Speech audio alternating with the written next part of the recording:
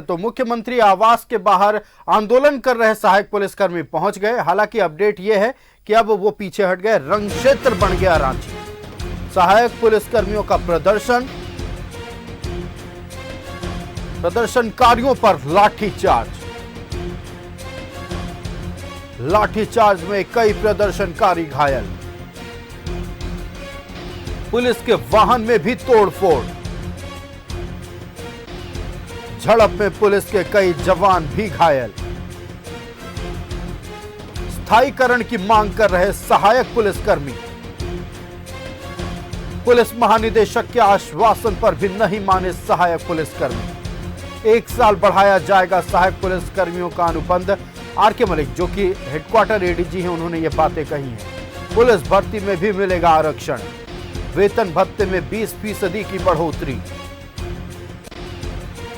CM आवास के बाहर सहायक पुलिसकर्मियों का प्रदर्शन।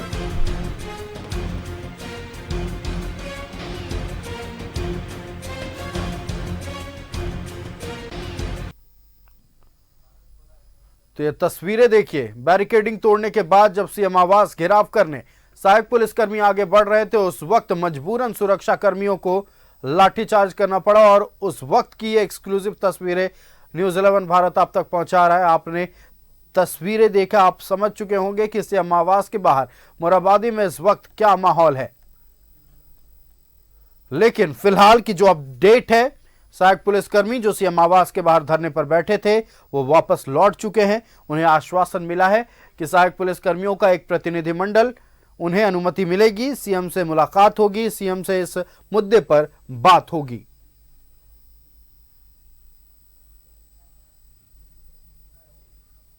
तो आप देख रहे हैं, कईयों को चोटें भी आई हैं, कईयों के सिर फटे हैं। और बड़ी खबर यह भी है कि कई पुलिसकर्मियों को चोट भी आई है। साथ ही कई पुलिस वाहनों को क्षतिग्रस्त भी किया गया है। बैरिकेडिंग तोड़कर अंततः सहायक पुलिसकर्मी सीएम आवास के द्वार तक पहुंच गए थे। हालांकि डीसी और एसएसपी के आश्वासन के बाद, वार्ता के बाद सहायक पुलिसकर्मी सीएम आवास से वापस लौट गए और अपने मोरहाबादी में जहां उन्होंने टेंट लगाया, जहां वो आंदोलन कर रहे हैं, वहां पहुंच चुके हैं।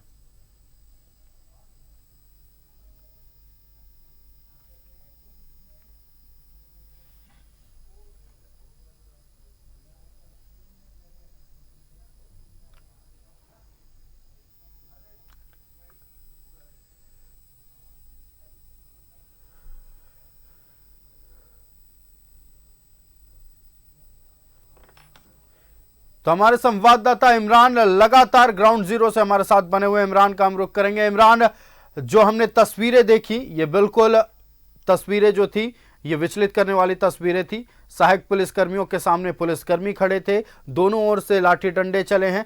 हालांकि अब प्रदर्शन शांत हो गया है, सभी सहायक पुलिसकर्मी वापस लौट गए हैं। क्या माहौल है उस वक्त सीएम आवास के बाहर का, और अपडेट के साथ दर्शकों से साझा करें।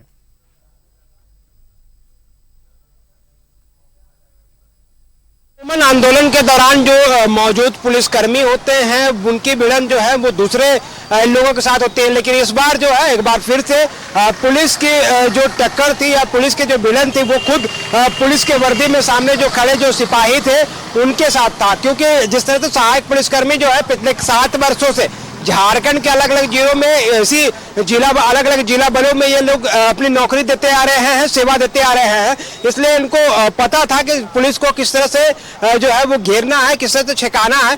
तो आज वह तस्वीर भी उसी तरह से मिली है कि जिस तरह से सहायक पुलिसकर्मियों ने घेरा तोड़ करके रांची के मोरहाबादी मैदान से सीएम आवास तक पहुंचे। और यहाँ पर जो है इस दौरान भी उग्र प्रदर्शन हुआ। सीएम आवास के ठीक सामने लाठीचार्ज भी हुई, कई सहायक पुलिसकर्मी मार खाए। इस दौरान जो है बीच में दूसरे संगठन और दूसरे राजनीतिक दलों के कुछ प्रतिनिधि भी पहुंचे थे, उनके वो भी इस विरोध प्रदर्शन में शामिल थे, उनको भी लाठियां चटकाई गई, वो भी रिम्स में इलाजरत है। रही बात सहायक पुलिसकर्मियों के आंदोलन को लेकर के, तो पिछले 2 जुलाई से सहायक पुलिसकर्मी रांची के मोरहाबादी मैदान में आंदोलन कर रहे थे। अलग अलग तरह से लगातार आंदोलन की कड़ी में कभी राजभवन घेराव कार्यक्रम, तो कभी गांधीवादी तरीके से अनशन का कार्यक्रम, तो कभी कुछ और कार्यक्रम चलाते हुए अपने आंदोलन को आगे बढ़ाया जा रहा था। आज 2 जुलाई से लेकर के अगर आज की तारीख बात करें तो तकरीबन 18 दिन बीत चुका है और ऐसे में 18 दिन के दौरान जो है सहायक पुलिसकर्मियों ने कई आंदोलन किए हैं और कई आंदोलन के दौरान अपनी बातों को लेकर के सरकार के समक्ष रखने का प्रयास किया।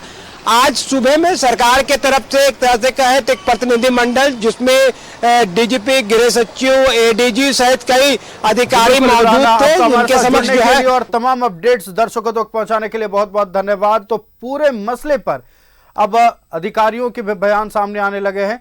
हमारे जिले के उपायुक्त, रांची के उपायुक्त राहुल कुमार सिन्हा का इस पूरे मामले पर क्या कहना है, आइए सुनते हैं।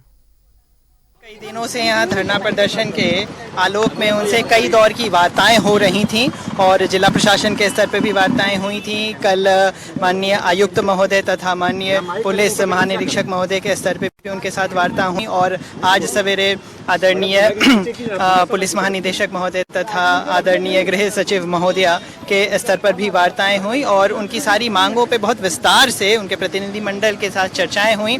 उनके मानदेय में 25% वृद्धि का निर्णय लिया गया, उनके 1 साल के एक्सटेंशन का निर्णय लिया गया तथा आगामी जितनी भी भर्तियां हैं, चाहे वह पुलिस विभाग में हो, वन विभाग में हो, एक्साइज विभाग में हो, कारा विभाग में हो, जहां पे भी यूनिफॉर्म्ड सर्विसेज की आवश्यकता पड़ती है, उन सभी नियुक्तियों में इनके लिए विभिन्न प्रावधानों को शिथिल करते हुए प्रावधान तथा नियमावली को बनाने पर भी विस्तार पूर्वक चर्चा हुई और सभी को बिल्कुल नियत तरीके से, संवैधानिक तरीके से, प्रक्रियात्मक तरीके से पूरा कर देने के लिए भी संपूर्ण रूप से आश्वासन दिया गया है और निर्णय दिया गया है। उसके पश्चात भी सभी सहायक पुलिसकर्मी यहाँ पर सारी बैरिकेडिंग्स को तोड़ते हुए आ गए। बंदोबस्ती पूरी अच्छे तरीके से तैयार करके रखी गई थी। जगह जगह पे पुलिस फोर्स तथा मैजिस्ट्रेट्स डिप्लॉय करके रखे गए थे। फायर ब्रिगेड, एम्बुलेंसेस तथा जो भी और क्राउड कंट्रोल के मेजर्स थे सभी को यहाँ पे अप्लॉय करके रखा गया था। फिर भी वो लोग यहाँ पर आ गए और लगातार उनसे वार्ता का क्रम जारी रखा गया। सभी अधिकारीगण उनको बार बार समझाने का प्रयास करते रह गए और अभी वर्तमान तो फिलहाल सहायक पुलिसकर्मी मान गए हैं, वापस लौट गए। अब देखना है ये है कि आगे क्या कुछ होता है।